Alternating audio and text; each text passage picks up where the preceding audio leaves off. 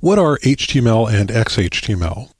HTML is hypertext markup language, developed by propeller-headed scientists in the early 1990s so that they could share scientific papers over the internet.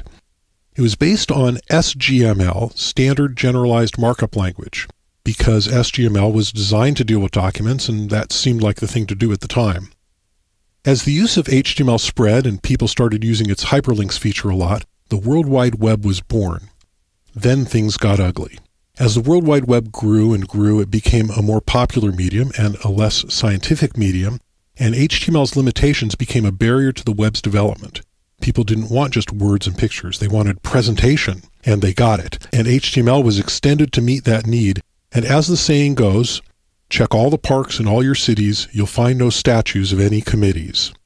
As the web grew, the market demanded more presentation-oriented features in HTML, and the scientists on the HTML committees, being scientists and not graphic artists, dragged their feet, and the market said, okay, then we'll do it ourselves.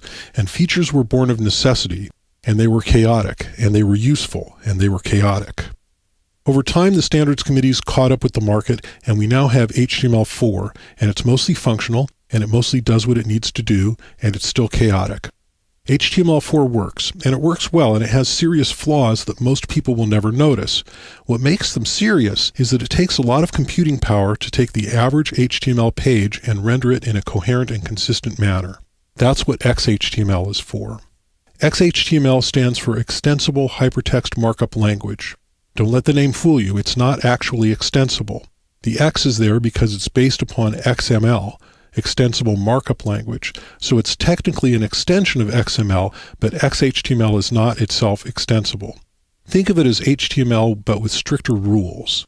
The strictness of XHTML is good for computers. It makes it easier to build a program that reads the markup and renders the page, or reads it to blind people, or something else.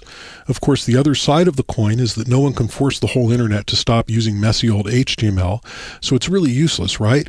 Well, perhaps that's true, but it's really not that much harder to write strict XHTML than it is to write sloppy HTML. So I'm going to do my part, and I'm going to show you how all of this works. Why should you use XHTML instead of HTML?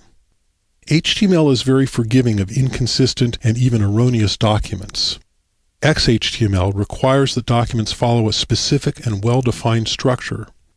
Stricter rules means less variance among browsers and more consistent results.